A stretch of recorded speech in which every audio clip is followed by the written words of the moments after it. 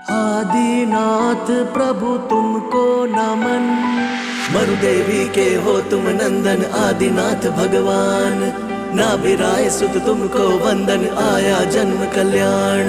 मरुदेवी के हो तुम नंदन आदिनाथ भगवान। नाभिराय सुत तुमको वंदन आया जन्म कल्याण। पुष्प और रत्नों की वर्षा सुरपति करते हर्षा हर्षा। पुष्प और रत्नों की वर्षा सुरपति करते हर्षा हर्षा। आदिनाथ का जन्मोत्सव है, लाल किले पे शुभ उत्सव है। दिल्ली पे ही सबकी नजर है। आनंद छाया आदिनाथ को पाया, प्रतीक सागर ने सबको बुलाया। आनंद छाया आदिनाथ को पाया, प्रतीक सागर ने सबको बुलाया। मरुदेवी के हो तुम नंदन आदिनाथ भगवान। नाभिराय सुत तुमको वंदन आया जन्म कल्याण।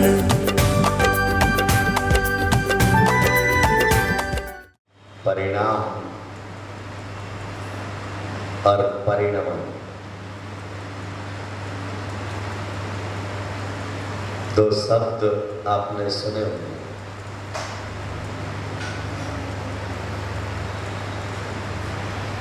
परिणमन कर्मों का, परिणाम उसका फल।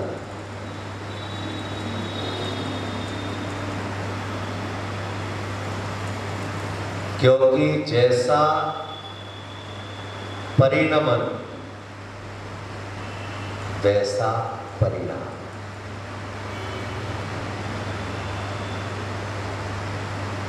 परिणमन जीव का स्वभाव है, परिणाम भाग्य पर आधारित है। कई बार हमारे मन में विचार पैदा होता है, ये सोच जन्म लेता है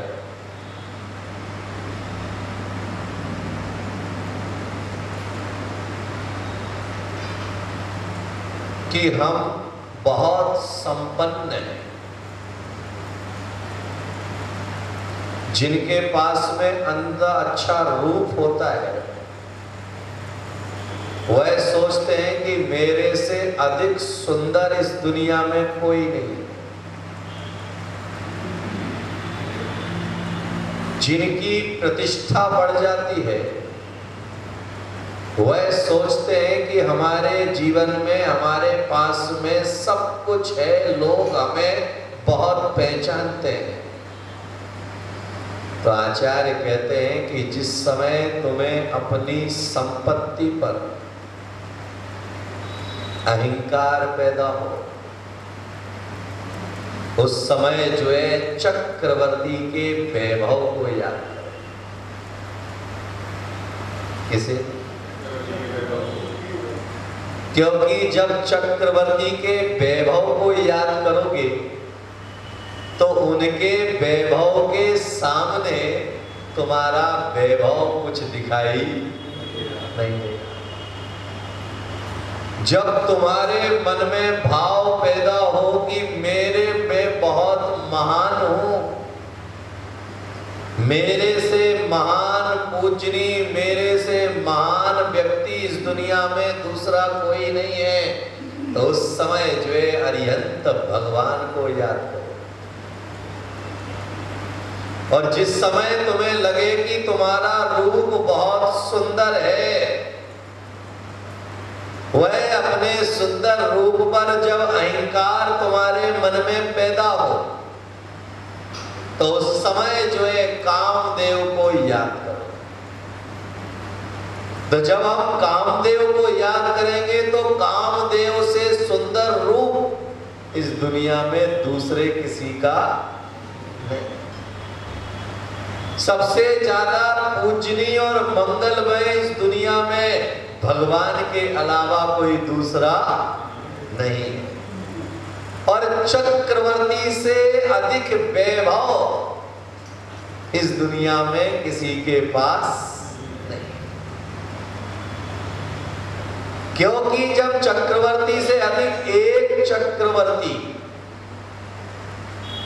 कितने चक्रवर्ती, कितना, एक, लेकिन उस एक चक्रवर्ती के लिए भोजन बनाने में कितने रसोइये लगे?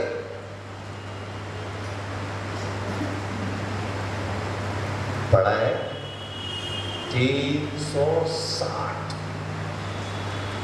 कितने? अब एक चक्रवर्ती के भोजन पकाने के लिए कितने रसोइये लगे? और आज अगर चक्रवर्ती बीमार पड़ जाए तो उसे देखने के लिए, उसे दवा देने के लिए कितने वैद्य हैं? 360। कितने? अब अपन सोचे कि उस वैभव के सामने अपने पास क्या है? पत्नी अगर 2 दिन के लिए पियर चली जाए तो घर में टेंशन पैदा हो जाता है मन में कि इसके जाने के बाद अब हमारे लिए खाना कौन बनाए? और वहां जो है 360 रसोइये हैं, 18 करोड़ घोड़े। कितने? तो भाई संजय, तुम्हारे घर में कितने गधे? एक भी नहीं। कितने घोड़े? एक भी नहीं। कितने हाथी हैं? है नहीं है? कौन सा वाला? कौन सा वाला हाथी है? ना हमारे घर में हाथी है, ना हमारे घर में घोड़ा है, ना हमारे घर में गधा है नहीं। दोनों, तीनों चीजें हैं हमारे घर में। हाथी भी है, घोड़ा भी है, गधा भी है। कैसे? क्योंकि हम बैठे हैं अहंकार रूपी हाथी पर। वह हाथी तो दिखता है, लेकिन जिस अहंकार रूपी हाथी पर बैठे हैं वह किसी को दिखाई नहीं देता। गधा है, गधे का काम क्या है? बोझ उठाना। गधे का काम क्या है? बोझ उठाना। हम क्या कर रहे हैं? किसका बोझ उठा के बैठे हैं? बोलो। अपने लिए क्या कर रहे हैं? गधा अपने लिए कुछ नहीं करता है। किसके लिए करता है? किसके लिए करता है? जिस मालिक ने उसे रख रखा है, किसके लिए करता है? दूसरे के लिए, अपने लिए नहीं करता है। घोड़ा है नहीं है। आज घोड़ा, हमारा मन ही तो घोड़ा है, क्योंकि घोड़े का काम है दौड़ना और हमारे मन का काम क्या है? हर क्षण दौड़ रहा है, हर क्षण भाग रहा है।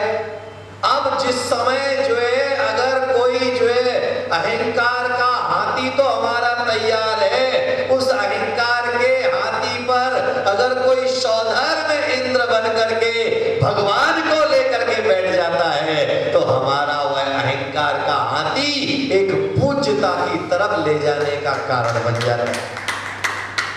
किसे लेकर के बैठने पर? भगवान को लेकर के सौधर्म इंद्र के बैठने पर। तो याद में रखिएगा, सौधर्म का मतलब क्या है? स्वाधर्म। किसे लेकर के बैठना है? हम अभी किस धर्म की बात करते हैं? पर धर्म की बात करते हैं, स्वाधर्म की बात नहीं करते। हमने सौधर्म इंद्र का केवल लेकिन सौधर्म इंद्र का पद के साथ साथ अगर उसका अर्थ समझ लेते कि वह सौधर्म इंद्र केवल इंद्र नहीं है, वह स्वधर्म का इंद्र है, इसीलिए भगवान के स्पर्श का सौभाग्य है उसके पास। 24 तीर्थंकरों के जन्म कल्याणक मनाने का सौभाग्य है उसके पास में, गर्भ कल्याणक मनाने का सौभाग्य है उसके पास में। एक तीर्थंकर का पंच कल्याणक नहीं, वह अपने जीवन काल में अनेकों तीर्थंकरों के पंच कल्याणक अपने हाथ से करने का सौभाग्य पाले, क्योंकि वह किसमें? स्वधर्म में। हम कौन से धर्म में? क्योंकि हम एक पंच कल्याणक कर लेने के बाद में हमारी सामर्थ्य खत्म हो जाती है। एक पंच कल्याणक करने के बाद में हम थक जाते हैं, लेकिन जो व्यक्ति 100 पंच कल्याणक कर रहा है, हर तीर्थंकर का पंच कल्याणक कर रहा है, उसके अंदर इतनी एनर्जी कहां से आई? उसके अंदर एनर्जी आई नहीं, वह अपने स्वधर्म को जी रहा है, इसीलिए उसके अंदर एनर्जी से वह भरपूर है। क्या समझ में आया? कौन से धर्म? स्वधर्म क्या है? स्वधर्म क्या है? मन की प्रसन्नता। स्वधर्म क्या है? शांति। स्वधर्म क्या है? निरोगी शरीर का प्राप्त होना। स्वधर्म से ही मिलेगा ये भी। इसीलिए जो है उसके घर में चक्रवर्ती कभी बीमार नहीं पड़ना है, क्योंकि चक्रवर्ती को रोग नहीं होना है।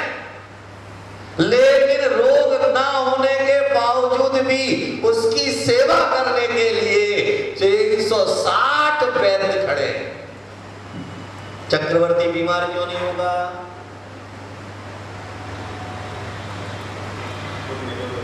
क्योंकि वह चरम शरीरी है। कौन सा? चरम शरीरी है। वज्र वृषभ नाराज सेनन को लेकर के पैदा हुआ है।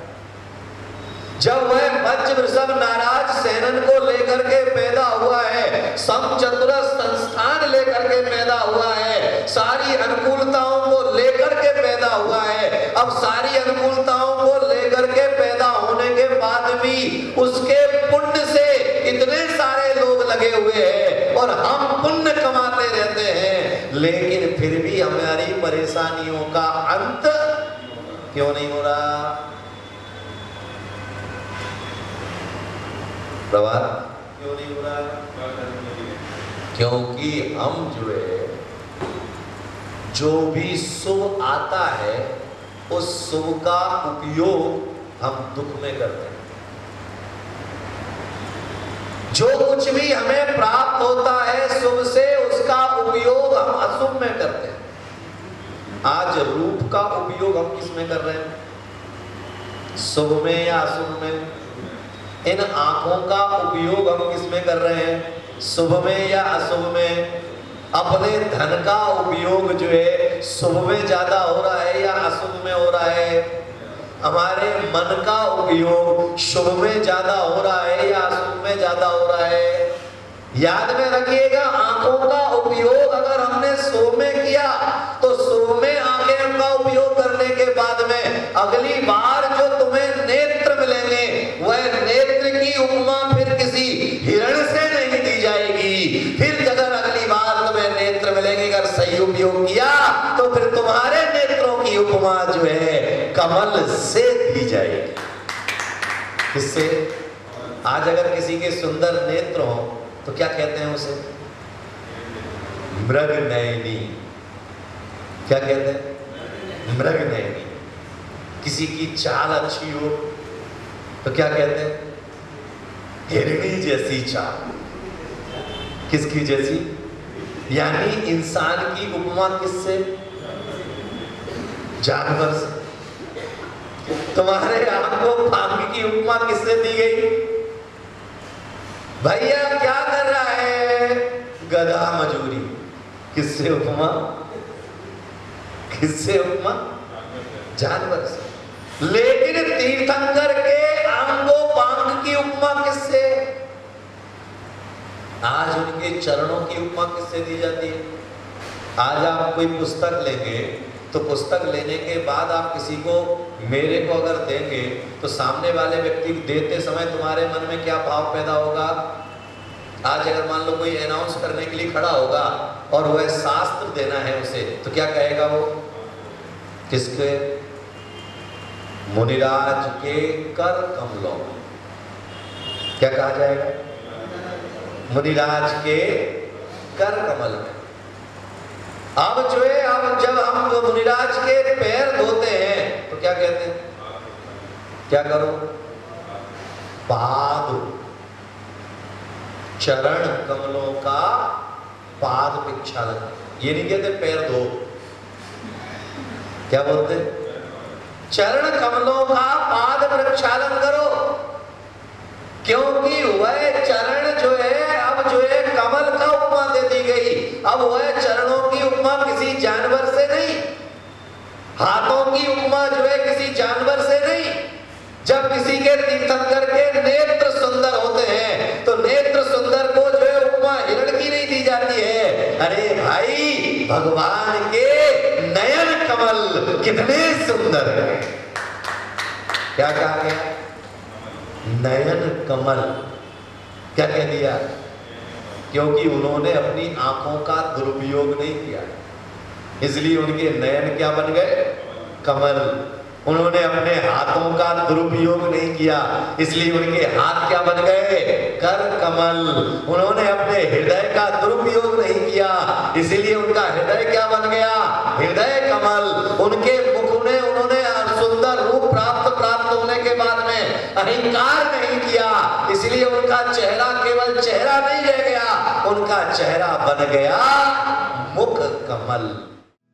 कार्यक्रम प्रस्तुति दिगंबर जैन जागरण युवा संघ रजिस्टर्ड मुंबई। केंद्रीय कार्यालय 305 रानी सती मार्ग, मलाड ईस्ट, मुंबई 97। दिल्ली कार्यालय D 319 गली नंबर 11, हृदयपुरी, शाहदरा, दिल्ली 93। अपने परिवार की ओर से मुनिश्री के कार्यक्रम का प्रसारण के लिए संपर्क करें 882697 77903 9065330031।